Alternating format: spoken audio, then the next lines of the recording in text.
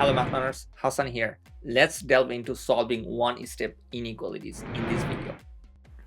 When solving one-step inequality, we need to keep some strategies in mind. The main objective of solving one-step inequality is to isolate a variable on one side of the inequality symbol and make the variable's coefficient equal to 1. And when we do that, we affirm that the inequality is solved. Now, isolating the variable uses the exact same strategy that we had learned in equation solving. We use the opposite operations to isolate the variable. Now, the most important step to remember when solving any linear or inequality equations is that we perform the same operation on both the right-hand side and the left-hand side of the equation. Here is an example. Solve x minus 6 greater than or equal to negative 10 and then graph the solution. We'll talk about graphing the inequality in a moment, but let's see how we can solve this one-step inequality.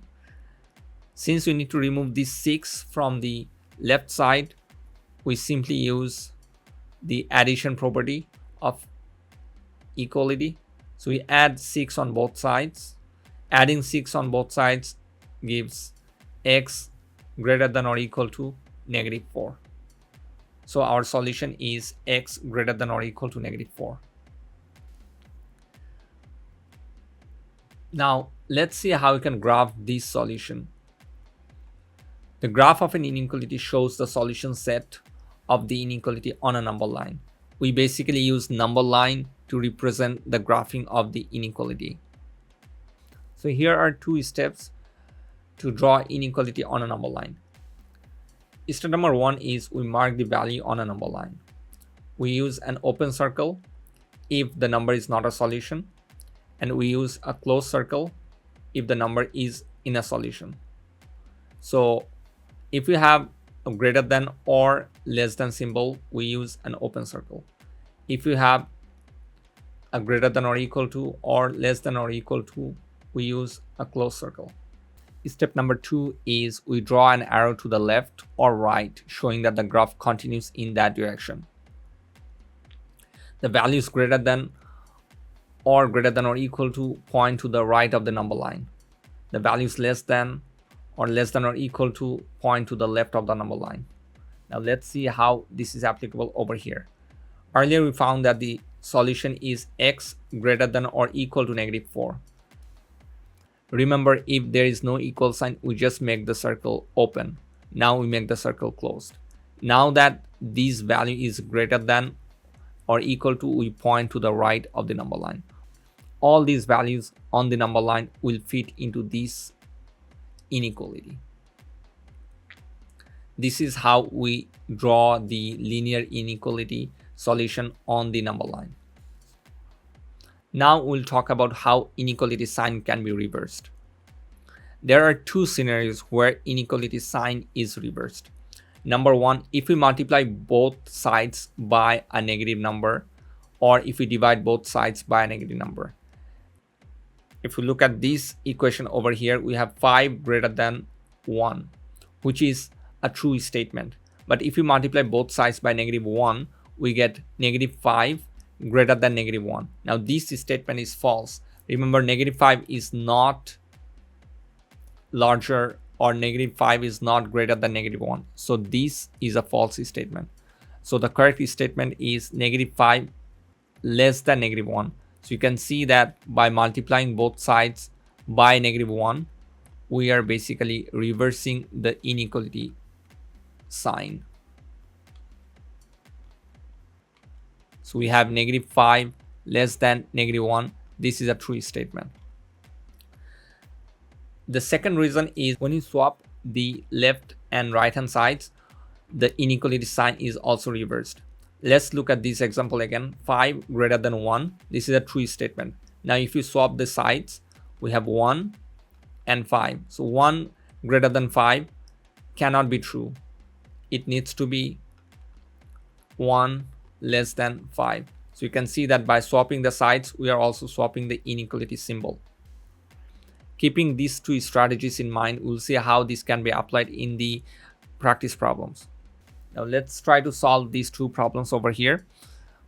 The very first one we have is 2 less than y over -3. So to solve this inequality, first let's write down the inequality. And now that we need to solve for y, we need to get rid of this -3. Now the operation that we have between y and -3 is division.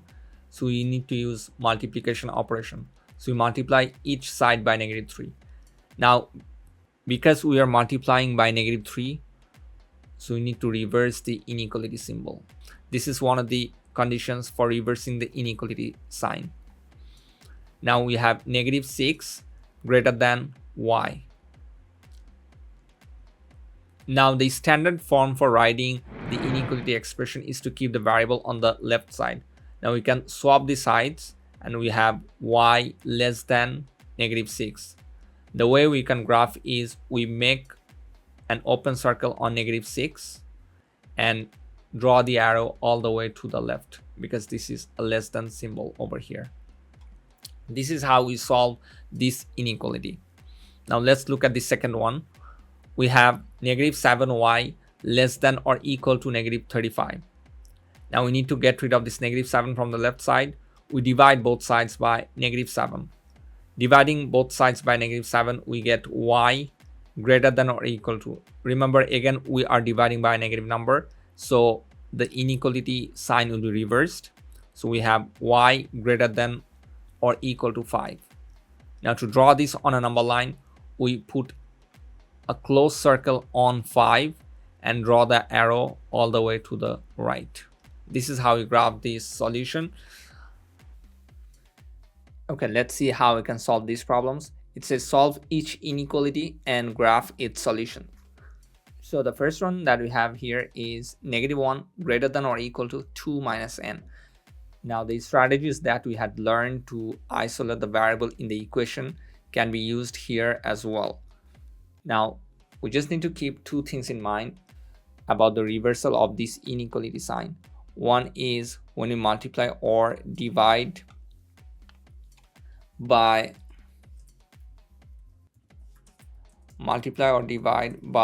a negative number. So this is number one. And number two is swapping the sides. If we swap the sides, we'll need to reverse the sign. Now here I can see that I need to get rid of this 2 first. So I subtract 2 on both sides.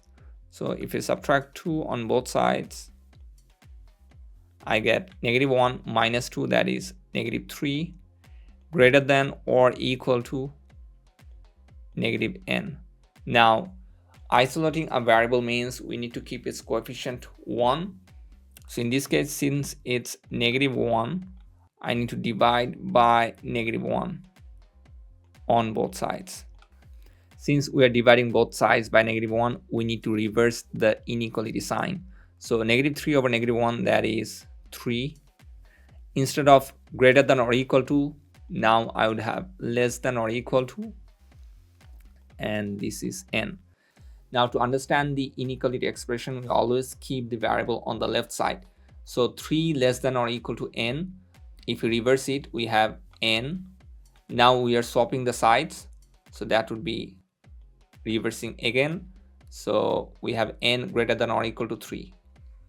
So when you keep the variable on the left side, we can explain the inequality better. N greater than or equal to 3, we can draw it on the number line. We have this 3 right here, and we need to make it closed and go to the right. Now both of these inequalities mean the same thing, 3 less than or equal to n and n greater than or equal to 3. Remember, whenever we have the variable on the left side, we can explain this inequality in a better way. Now let's look at number 2. Number 2, we have -9 less than m over 20. So you can see that we have this 20 right here. I need to get rid of this 20, and we can apply the multiplication strategy. So multiply both sides by 20. So if we multiply both sides by 20, we have 20 times negative 9, that is negative 180 less than m. Now again, since the variable is on the right side, we can just swap the sides. Here m greater than negative 180. So here we have negative 180, circle this. In this case it would be open circle, and since it's greater than, the greater than portion is to the right of the number line, so we just draw it to the right. Number 3, we have negative 13 plus m less than 16. So I need to get rid of this negative 13, so we need to add 13 on both sides. If we add 13, we get m less than 29. So in this case we just circle this 29, and since it's less than, we just draw it to the left. Number 4, we have 16b greater than or equal to 16. So in this case we have to divide both sides by 16. If we divide both sides by 16, we get v greater than or equal to 1. So we don't have to swap the sides because the variable is already on the left side. So we just circle this 1 and make it closed and draw the arrow to the right. Perfect. We navigated through the realm of solving one-step inequalities, graphing on the number line, and understanding directional relationships. Remember, these are general steps and specific cases may require slightly different approaches. Always adapt your method to the particular form of the inequality you're dealing with. In our next video, we'll continue our exploration and we'll see two-step inequalities. Okay then, now let's get to study.